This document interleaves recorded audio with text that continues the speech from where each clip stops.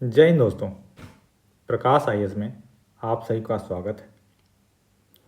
दोस्तों, जैसा कि आपको पता है कि हम अपने आर का जो आगामी प्रीलिम्स परीक्षा है उसका जो सामान्य हिंदी वाला पेपर है उसके लिए अपनी सीरीज हम कर रहे थे, जिस सीरीज में हमने पिछले लेक्चर में पढ़ा था तत्सम एवं तद्भव शब्द।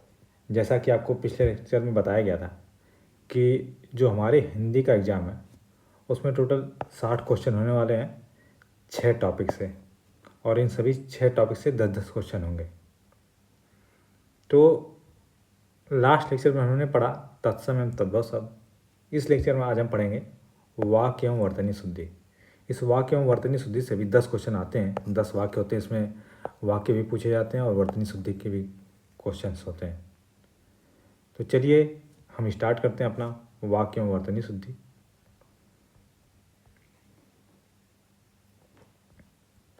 देखिए, वाक्य और वर्तनी शुद्धि हिंदी भाषा के सही और प्रभावी उपयोग के लिए बेहद ज़रूरी है।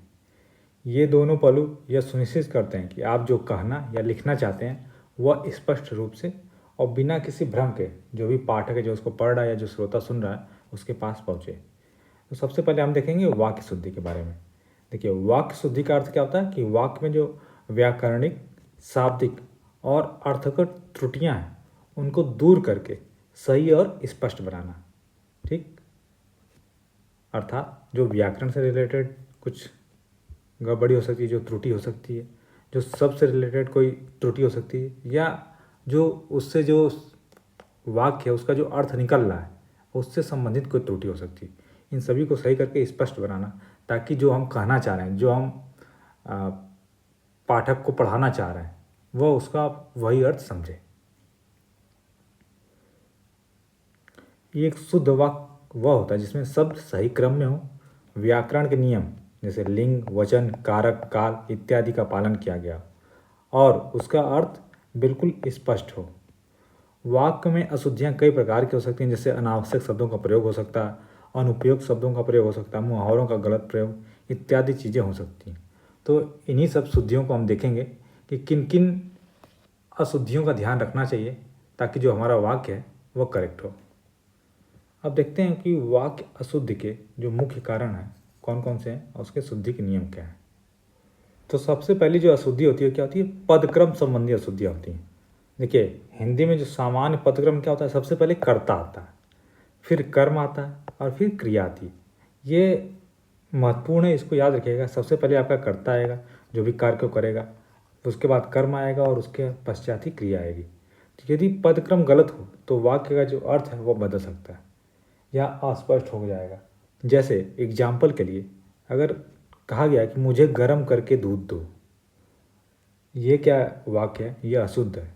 इसमें शुद्ध वाक्य क्या होगा कि मुझे गर्म दूध दो, मुझे गर्म करके। इससे आशय क्या निकल रहा है कि दूध तो गर्म नहीं किया जा रहा है, आपको गर्म किया जा रहा है। तो इसमें जो क्रिया हो रही है गर्म करने की, उसका जो पदक्रम है वह गलत लगा हुआ है, जिससे इस अर्थ का जो आशय है वह बदल जा रहा है। तो इसका शुद्ध रूप हो जाएगा मुझे गर्म दूध दो। अगली अशुद्धि देखते हैं कि लिंग के संबंधी अशुद्धियाँ होती हैं। क्रिया, विशेषण और कुछ कारक चिन्ह संज्ञा के लिंग के अनुसार बदलते रहते हैं। एग्जाम्पल के लिए जैसे सीता गाना गाता है, सीता क्या है? स्त्रीलिंग है, तो स्त्रीलिंग के साथ जो हमारी क्रिया होगी क्या होगी? स्त्रीलिंग की होगी, तो सीता गाना गाती है। राम पुस्तक पढ़ती है, तो राम क्या है? पुल्लिंग है, पुल्लिंग के साथ क्या होगी? क्रिया होगी हमारी पुल्लिंग की, तो राम पुस्तक पढ़ता है। तो ये लिंग के संबंधित कुछ अशुद्धियाँ होती हैं, तो इसको अभी आपको ध्यान रखना है। तीसरी अशुद्धि कैसी होती है? वचन संबंधी। अगर संज्ञा का जो वचन है, एक वचन या बहुवचन है, तो उसी के अनुसार जो क्रिया या जो विशेषण है उन दोनों का भी वचन बदल जाता है। जैसे एग्जाम्पल के लिए लड़के पढ़ता है, तो लड़के बहुवचन है, एक लड़का नहीं है, कई लड़के हैं, तो कई लड़कों के लिए अर्थात जो बहुवचन के लिए बहुवचन की ही क्रिया होगी, तो लड़के पढ़ते हैं, ये इसकी शुद्ध रूप हो जाएगा। तो अब तक हमने देखा तीन, एक तो पदक्रम संबंधी अशुद्धियाँ होती हैं, एक लिंग संबंधी अशुद्धियाँ और तीसरा वचन संबंधी। आगे देखते हैं कि कुछ कारक संबंधी अशुद्धियाँ होती हैं। जैसे जो सही कारक चिन्ह है, जैसे ने, को, से, का, के, की, में, पर, हे, अरे का प्रयोग न होने पर जो अर्थ है वह बदल जाता है। एग्जाम्पल के लिए मैंने जाना है, तो ये मैंने जाना जो है ये वाक्य जो है अशुद्ध है।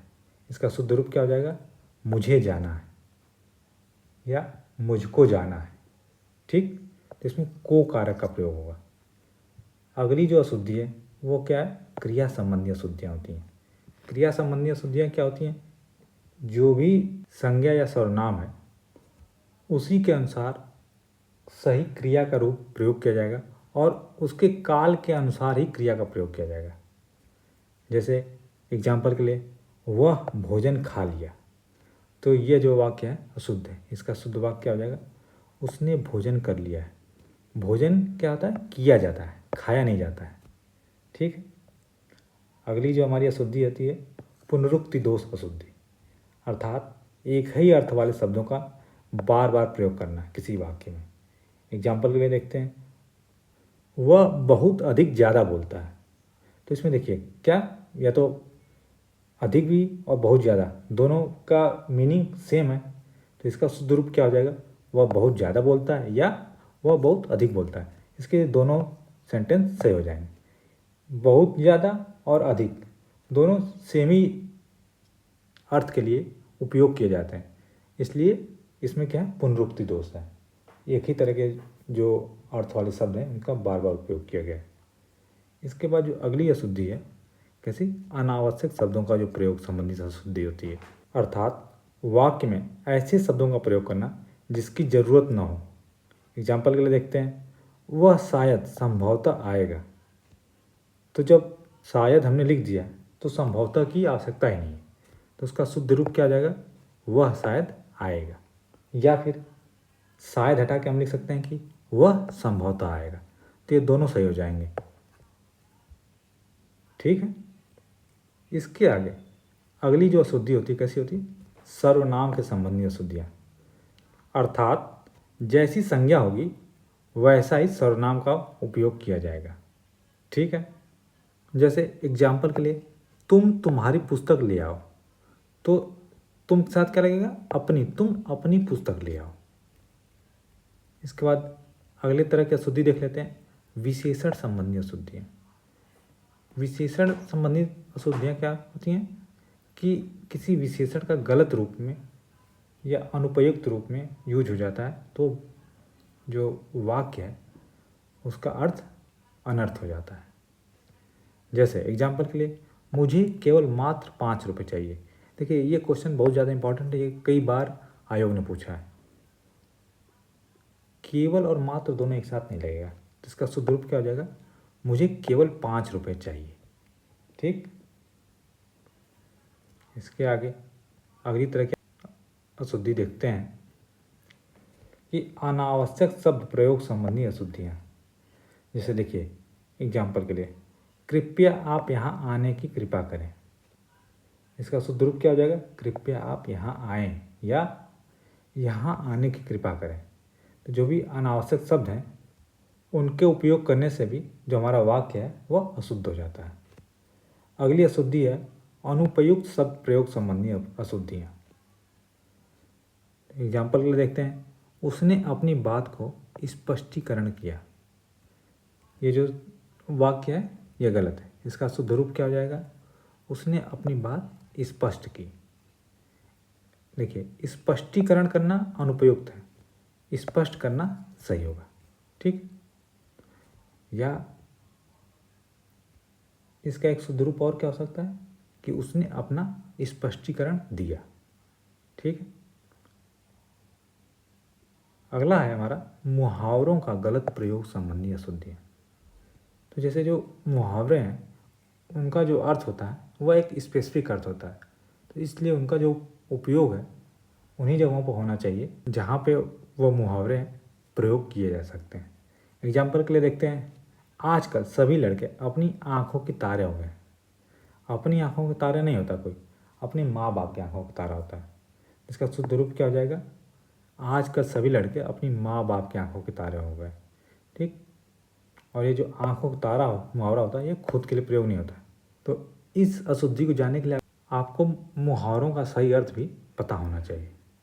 इसके आगे हम देखते हैं अगली अशुद्धि जो है कर्ता और क्रिया के मेल के संबंधी अशुद्धियाँ। जैसे एग्जाम्पल, मैंने आज घूमने गया, इसका क्या हो जाएगा, मैं आज घूमने गया। मैंने क्या है, गलत है। तो मैंने के स्थान पर मैं का प्रयोग है, क्योंकि यहाँ जो क्रिया का प्रभाव कर्ता के पर पड़ रहा है। ठीक, तो जो कर्ता और क्रिया है ये दोनों एक दूसरे से मेल खानी चाहिए। ऐसा नहीं कि नहीं कर्ता कुछ और है और क्रिया उससे अलग है, चाहे वो उसके वचन से संबंधित होनी चाहिए, चाहे उसके लिंग से संबंधित होनी चाहिए। ठीक है। अगली जो तरह की अशुद्धि है कि विस्मयादि बोधक चिन्ह संबंधी अशुद्धियाँ। कई बार क्या होता है कि जो वाक्य है उस वाक्य का हमें भाव समझना पड़ता है। जैसे एग्जाम्पल के लिए देखिए, अरे तुम कब आ गए, तो इस वाक्य से हमें समझ में आ रहा है कि जो भी व्यक्ति है वो पूछना चाह रहा है, वो क्वेश्चन करना चाह रहा है। तो क्वेश्चन करना चाह रहा है तो इसके साथ पूर्ण विराम नहीं होगा, इसके साथ क्या होगा, प्रश्नवाचक चिन्ह होगा। ठीक, इसका शुद्ध रूप क्या हो जाएगा, अरे तुम कब आ गए। तो जो विस्मयादि बोधक चिन्ह होते हैं इनके संबंधी अशुद्धियों का भी हमें ध्यान रखना पड़ता है। कई बार एग्जामिनर यही हमारा चेक करना चाहता है कि उसमें हमारा प्रेजेंस ऑफ माइंड क्या है एग्जाम में, क्योंकि आपको लगेगा कि अरे यार ये तो सेंटेंस पूरा सही, इसमें तो कोई अशुद्धि नहीं है कुछ, आप ये देखते रह जाएंगे कि अच्छा ये जो पूरा सेंटेंस सही लग रहा है, लेकिन उसमें जो विस्मयादि बोधक चिन्ह लगे हुए हैं क्या वो सही लगे हुए हैं, क्या वो अपने भाव के अनुसार लगे हुए हैं, ये भी चेक करना अत्यंत आवश्यक है। तो ये मुख्यतः 14 प्रकार की जो अशुद्धियाँ थी वाक्य में होती हैं आपको ये बताई गई। अब हम इसके बेस पर कुछ एग्जाम्पल देख लेते हैं जिससे और हमारा ये जो है क्लियर हो जाएगा कि वाक्य में अशुद्धियाँ कैसे होती हैं, उनको कैसे दूर किया जाता है। जैसे मेरे को घर जाना है, तो इसमें क्या कारक संबंधी अशुद्धि है, इसका क्या हो जाएगा, मुझे घर जाना है।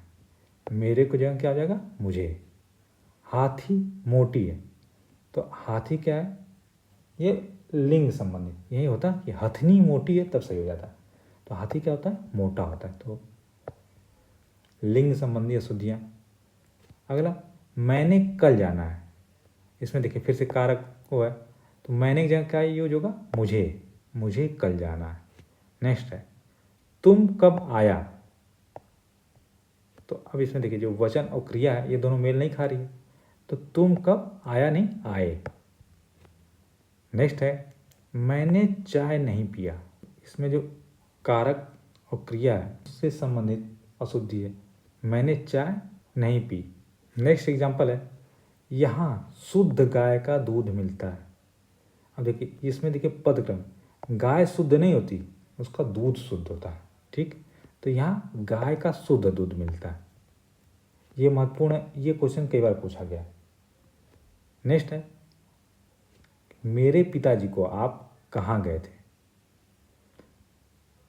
तो इसमें क्या है कि जो संबोधन संबंधी जो अशुद्धि है, मेरे पिताजी आप कहाँ गए थे, या मेरे भी नहीं, सिर्फ आप क्या लिख सकते हैं, पिताजी आप कहाँ गए थे।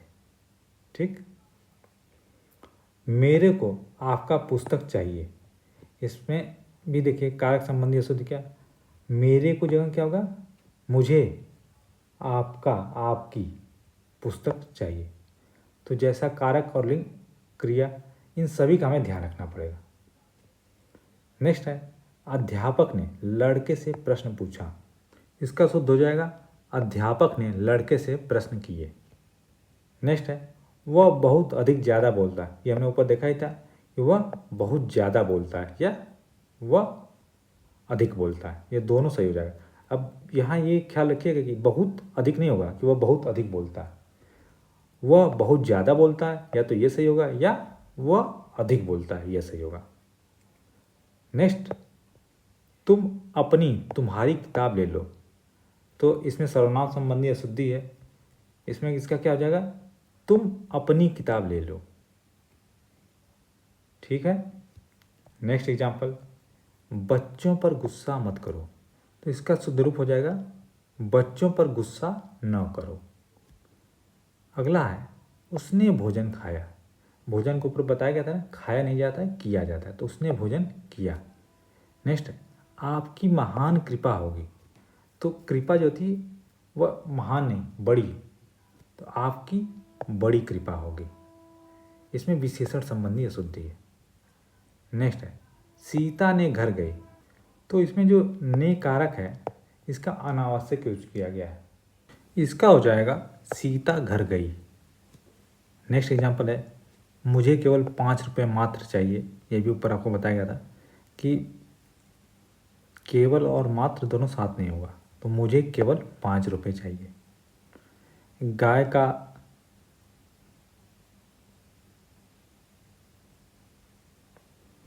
अगला एग्जाम्पल है कि यहाँ शुद्ध गाय का दूध मिलता है, तो गाय शुद्ध नहीं, दूध शुद्ध मिलता है। यहाँ गाय का शुद्ध दूध मिलता है, पदक्रम संबंधी अशुद्धि। और लास्ट है, तुम कब आया। तो इसका क्या हो जाएगा, तुम कब आए, वचन क्रिया संबंधी अशुद्धि। तो ये कुछ एग्जाम्पल थे जिससे कि अब आपको समझ में आ गया होगा कि जो वाक्य है उसमें किस तरह की अशुद्धियाँ होती हैं और उनको शुद्ध कैसे किया जाता है। इसको देखिए आप, जब तक आप इसकी प्रैक्टिस नहीं करेंगे तब तक ये नहीं आएगा। तो आप इस लेक्चर को पढ़ने के बाद इस पीडीएफ से 1-2 बार रिवीजन कर लीजिएगा। उसके बाद कुछ क्वेश्चन को आप रिवाइज करते रहिएगा। इसके आगे हम देखते हैं अपना वर्तनी शुद्धि। वर्तनी शुद्धि का अर्थ है शब्दों को उनकी सही अक्षर विन्यास, मतलब स्पेलिंग, जैसे इंग्लिश में होती है ना स्पेलिंग, ऐसे ही जो हिंदी में जो शब्द लिखे जाते हैं उसमें जो उनकी मात्राएं होती हैं सही होनी चाहिए। हिंदी एक क्या है, ध्वन्यात्मक भाषा है, मतलब जैसा हम बोलते हैं वैसा ही लिखते हैं। लेकिन कुछ नियम और अपवादों के कारण वर्तनी में त्रुटियां हो सकती हैं। वर्तनी की अशुद्धियां अक्सर मात्राओं, संयुक्त अक्षरों और वर्णों के गलत प्रयोग के कारण होती है। सही वर्तनी न केवल भाषा को स्पष्ट करती है बल्कि यह लेखन की विश्वसनीयता और गंभीरता को भी बढ़ाती है। तो इसमें आप समझिए कौन किस किस तरह की अशुद्धियाँ होती हैं। मात्राओं की हो सकती है, संयुक्त अक्षरों की हो सकती है, वर्णों के गलत प्रयोग कारण हो सकती है। तो आगे हम देखते हैं मेन हमारा वर्तनी अशुद्धि के मुख्य कारण और उसके नियम क्या क्या हैं।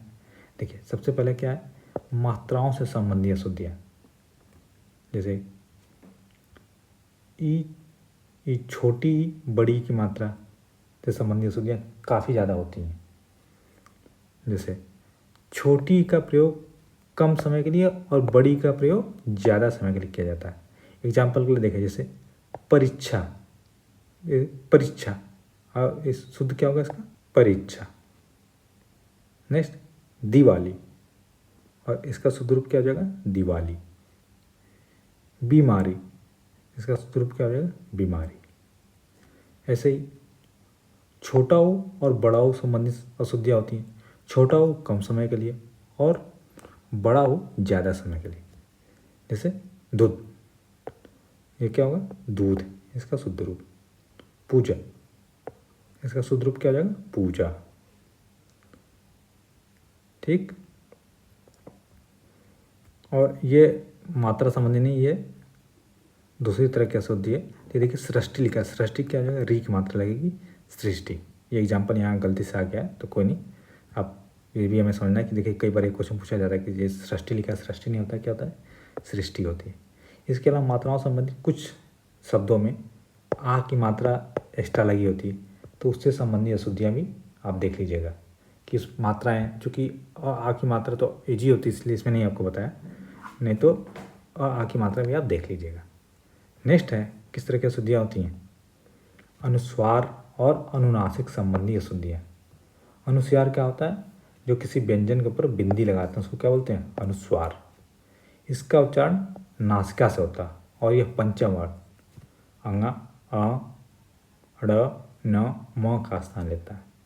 और जो अनुनासिक होता है वो चंद्र बिंदु होता है। इसका जो उच्चारण होता है नाक और मुंह दोनों से होता है। जैसे चांद, चांद क्या है, बिंदी लगी हुई है, जैसे चांद, इसका शुद्ध क्या हो जाएगा, चांद। गाँव, क्या होगा, गाँव। कंगन, ठीक, कंगन का कंकड़ या कंगन दोनों सही होते हैं। ठीक, कंगन ज़्यादा प्रचलित है, इसका शुद्ध रूप होता है। अगली वर्तनी शुद्धि में देखते हैं जो 3 तरह के स होते हैं, स संबंधी अशुद्धियाँ। तीनों में जो स वर्ण है उनका सही प्रयोग होना चाहिए। जो बड़ा स होता है जिसको हम बोलते हैं उसको क्या बोलते हैं, तालव्य से बोला जाता है, जैसे संयम, शांति। ठीक, इसको अपने तालु से, तालव्य से इसको बोला जाता है। नेक्स्ट होता है जिसको मूर्धन्य स बोलते हैं या षटकोण वाला स बोलते हैं। इसका प्रयोग होगा जैसे षटकोण, विशेष इत्यादि जगहों पे। और आखिरी में छोटा सा जिसे बोलते हैं, जिसे दांत से बोला जाता है, दंत स, जैसे सड़क, समान इत्यादि। तो इसके संबंधी अशुद्धियाँ भी आप ध्यान रखिएगा।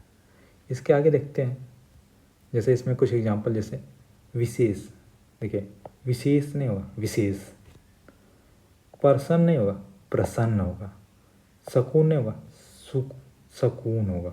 ठीक, नेक्स्ट वर्तनी में अशुद्धियाँ कैसी होती हैं, र के विभिन्न रूपों संबंधी अशुद्धियाँ होती हैं, अर्थात रेफ या पदेन संबंधी अशुद्धियाँ। रेफ क्या होता है, जब र किसी व्यंजन से पहले आए और आधा हो, जैसे कर्म, धर्म। ठीक, ये जो आधा र होता है, जिसे इसको जैसे हम बोलते हैं कि उड़ता र, ठीक, उससे संबंधित अशुद्धियाँ। और पदेन र क्या होता है, जब र किसी व्यंजन के बाद आए और पूरा हो, जैसे प्रकाश, ट्रेन इत्यादि। तो इससे संबंधित अशुद्धियाँ भी ध्यान रखना है।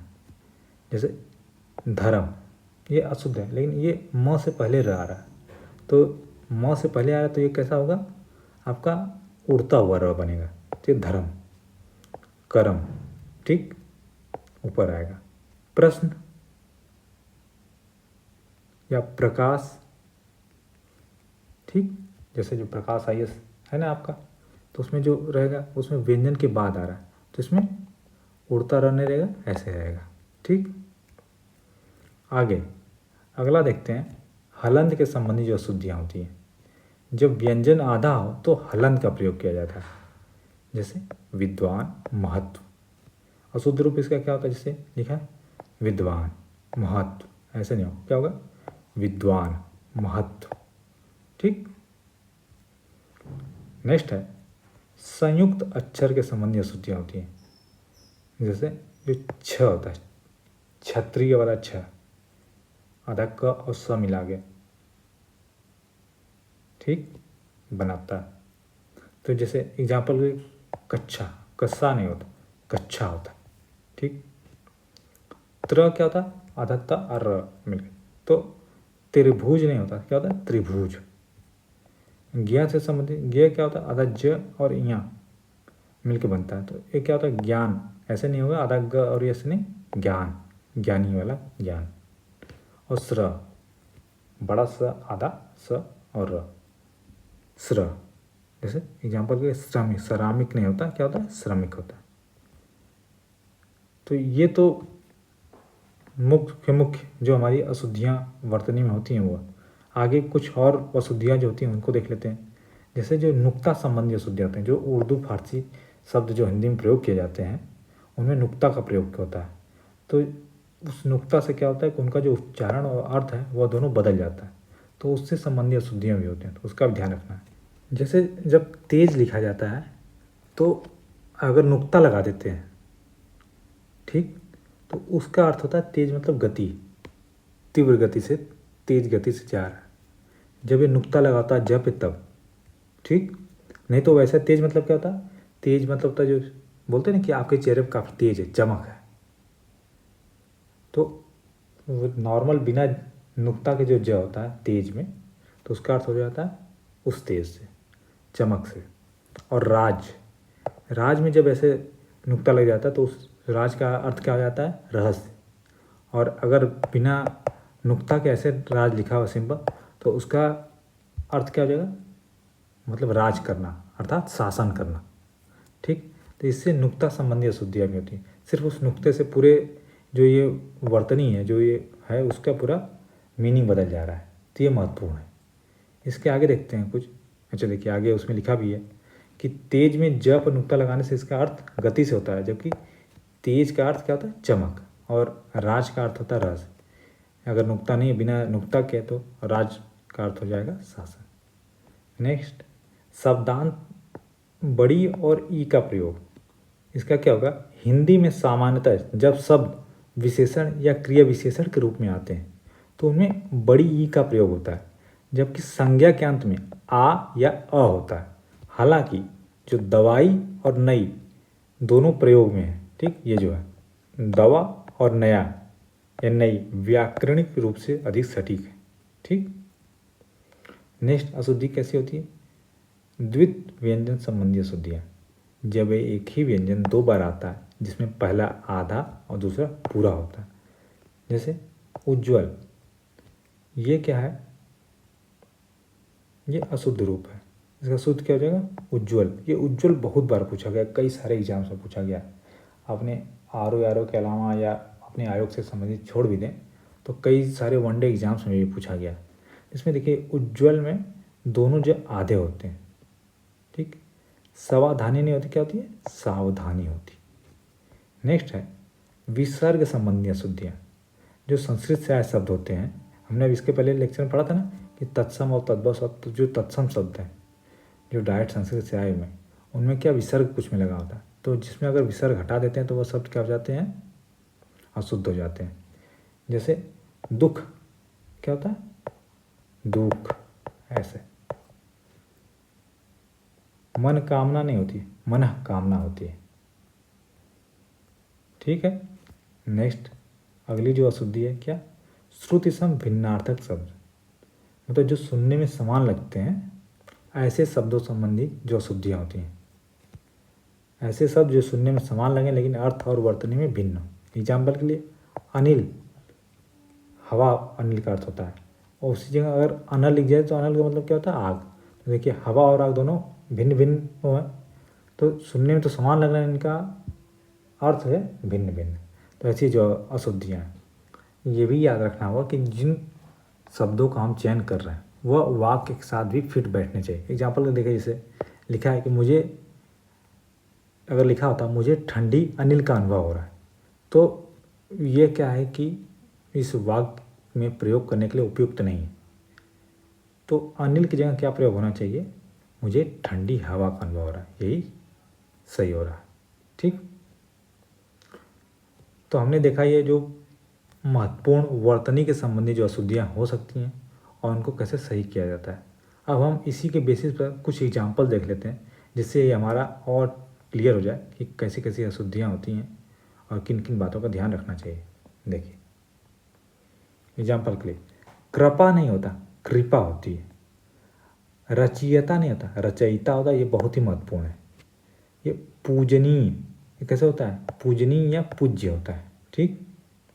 कई जगह न पर छोटी की मात्रा भी होती है, तो ये भी ख्याल रखिएगा। पूजनीय, ऐसे पूजनीय शुद्ध रूप ये होगा, ठीक। एक्चुअली दोनों शुद्ध लिख दिया। श्रीमती कुछ जगह ऐसे छोटा ही होती है, ठीक। तो श्रीमती क्या जाएगा? श्रीमती। अगला है उन्नति। देखिए, दोनों भी सही लिख गया है, यहाँ पे ऐसा होना चाहिए था, तब इसका शुद्ध रूप क्या हो जाता? उन्नति। अगला अधीन, ऐसे ये रिपीट हो गया। अगला देखिए, अधीन नहीं होता, क्या होता? अधीन होता है। नेक्स्ट जो है, ये भी कुछ जगह छोटी की मात्रा होती है, तो क्या शुद्ध रूप क्या हो जाएगा? प्रदर्शनी। आशीर्वाद, आशीर्वाद में सब छोटी की मात्रा नहीं होती है, बड़ी की मात्रा होती है, ये होती है आशीर्वाद शुद्ध रूप। बीमारी में ब पर बड़ी की मात्रा होती है, दीर्घी होती है। दूध में बड़ा ओ की मात्रा होगी, दूध। परीक्षा में र पर बड़ी की मात्रा होगी। कवियत्री में कवियत्री होता है, ये शुद्ध रूप होता है। ये कई बार क्वेश्चन पूछा गया है, ये वाक्य के रूप में पूछा गया है, ठीक। तो ये याद रखिएगा। उज्ज्वल में बता दिया आपको कि दोनों आधा ज होता है। गृहिणी में क्या होता है? गृहिणी नहीं होता है, गृहिणी होता है। ये बहुत ही महत्वपूर्ण, ये भी कई बार पूछा गया। जिन पर आप स्टार मार्क्स कर रहे हैं उसको एग्जाम्पल को आप याद रखिएगा। श्रीमती कई बार पूछा गया, पूजनीय पूछा गया है, रचयिता पूछा गया है, ये सब कई बार क्वेश्चन पूछे गए। आशीर्वाद पूछा गया है, ठीक है। नेक्स्ट, प्रसन्न नहीं होता, क्या होता है? प्रश्न होता है। पदेन र यूज होता है। शांति में बड़ी की मात्रा नहीं होती है, छोटी है, शांति। चांद में चंद्र बिंदु होती है, ठीक। ये अनुनासिक है। रचयिता हमें लगता है ऊपर हो गया था, ठीक। तो रचयिता नहीं होता है, क्या होता है, रचयिता होता है। यह भी महत्वपूर्ण है। अच्छा, कुछ रिपीट हो गए हैं, इसके बाद आगे देख लेते हैं। स्वास्थ्य नहीं होता है, स्वास्थ्य होता है। और अनाधिकार नहीं होता, क्या होता है, अनधिकार होता है। तो अनावश्यक इसमें आ की मात्रा लगी है, अनधिकार होता है, ठीक। तो दोस्तों इस तरीके से हमने देखा कुछ जो वाक्य और वर्तनी संबंधी जो कुछ अशुद्धियाँ थी, उसके क्या क्या नियम थे, और उसके कुछ एग्जाम्पल से भी समझा, ताकि ये जो टॉपिक है वाक्य और वर्तनी शुद्धि, जो कि हमारे एग्ज़ाम के दृष्टिकोण से काफ़ी महत्वपूर्ण है, ये समझ में आ जाए। अगर इससे संबंधित आपको कोई डाउट होता है तो डाउट आप हमारे टेलीग्राम चैनल पे जाके पूछ भी सकते हैं। और इसकी अगर आपको पीडीएफ चाहिए, इसकी पीडीएफ आपको हमारे टेलीग्राम चैनल पे उपलब्ध होगी, जिसको आप यहाँ स्कैन करके ज्वाइन कर सकते हैं, या फिर ये लिंक भी दे दी गई है, आप इस लिंक को कॉपी करके भी इसको ज्वाइन कर सकते हैं। और अगर आपको ये वीडियो पसंद आ रहा है तो वीडियो को लाइक करें, चैनल को सब्सक्राइब करें और दोस्तों के साथ अवश्य शेयर करें। धन्यवाद।